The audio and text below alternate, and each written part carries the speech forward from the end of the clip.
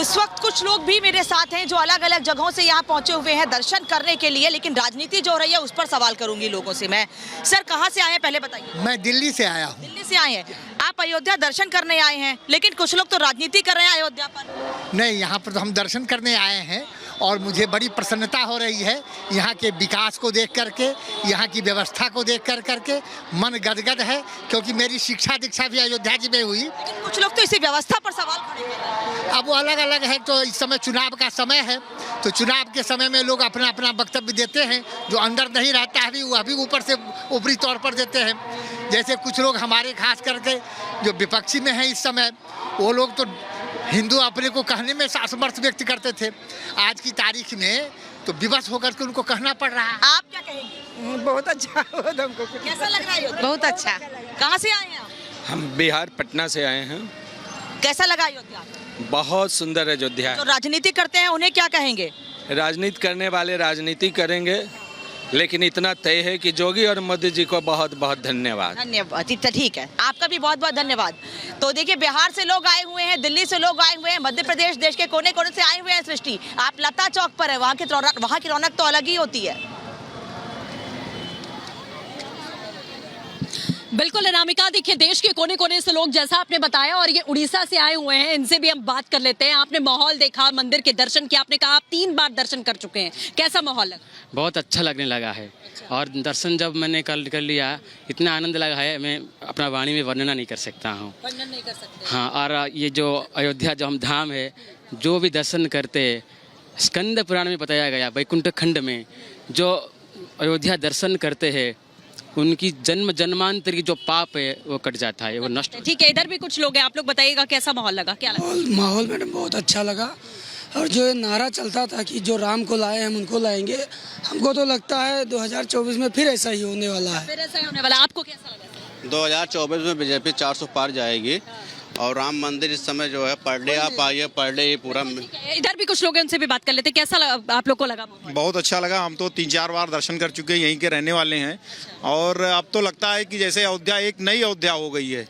पहले लोग आना ही नहीं पसंद करते थे अयोध्या में, अब तो एकदम आप समझिए कि लगता है ना कि विश्व लेवल पे सबसे दिव्य और सुंदर अयोध्या होगी, बन गई है। बिल्कुल, चलिए सीधे अयोध्या से आपको लिए चलते हैं गायत्री के पास, हमारी सहयोगी जो कि गुजरात से हमारे साथ जुड़ी हुई है।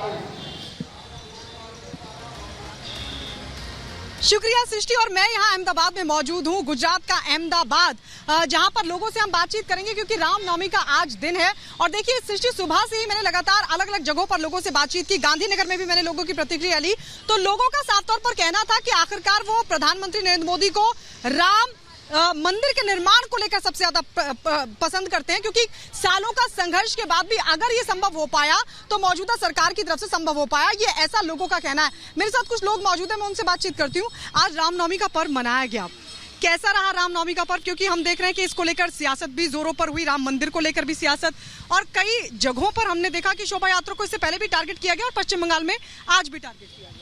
नहीं, अच्छा रहा राम मंदिर को लेके। जनरली राम मंदिर तो गुजरात का एक त्यौहार है, हम लोग यानी पूरे इंडिया का त्यौहार है, बराबर है। और स्पेशली हम लोग राम भगवान के लिए बहुत एक आदरणीय हमारे जो राम प्रभु है, तो हम लोगों को लग रहा है कि रामनवमी जो है वो रामनवमी पे बहुत अच्छा माहौल रहा और खुशी खुशी रामनवमी हमने सबने मनाई। और वैसे भी ये गुजरात की सरकार यानी मोदी की सरकार आ रही है, तो मोदी सरकार को लेके हम लोग बहुत उत्सुक है कब जल्दी से जल्दी ये इलेक्शन खत्म हो। और देखिए बिल्कुल, क्योंकि लगातार लोगों का यही कहना है कि राम मंदिर का जो सपना था वो साकार मौजूदा सरकार में हो पाया, ऐसा लोगों का कहना है।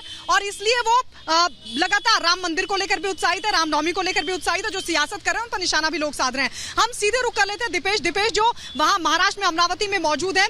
Deepesh, over to you. देखिए बिल्कुल गायत्री, अगर अमरावती के सियासी रण का जिक्र किया जाए तो शिवसेना का गढ़ मानी जाने वाली अमरावती सीट पर इस बार नवनीत राणा चुनावी मैदान में भारतीय जनता पार्टी के प्रत्याशी के तौर पर उतर चुकी हैं। जो 2019 का अगर जिक्र करें तो निर्दलीय यहां से चुनाव जीतकर संसद पहुंची थी। अब उनके चुनाव मैदान में उतरने के बाद विपक्ष की मुश्किलें जो हैं वो बढ़ती हुई नजर आने वाली हैं।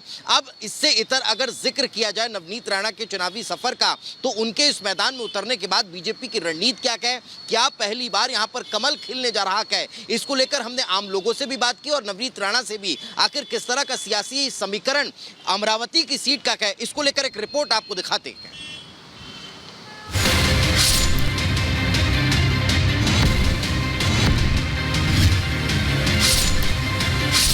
महाराष्ट्र में विदर्भ की सांस्कृतिक राजधानी कही जाने वाली अमरावती में सियासी पारा हाई है।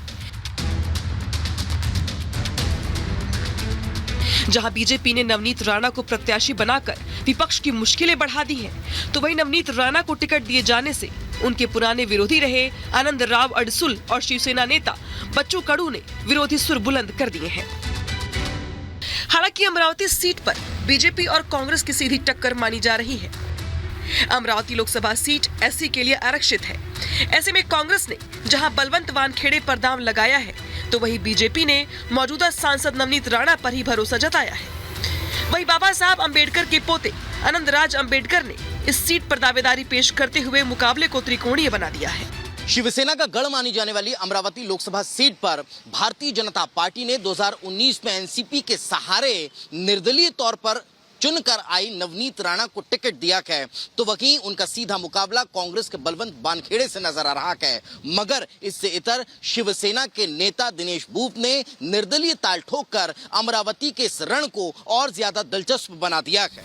अमरावती सीट के सियासी इतिहास पर नजर डालें तो यह सीट महिला उम्मीदवारों के लिए काफी लकी साबित हुई है। कांग्रेस ने 1980 में पहली बार उषा चौधरी को अमरावती लोकसभा सीट से चुनावी मैदान में उतारा और वो जीतकर संसद पहुंची।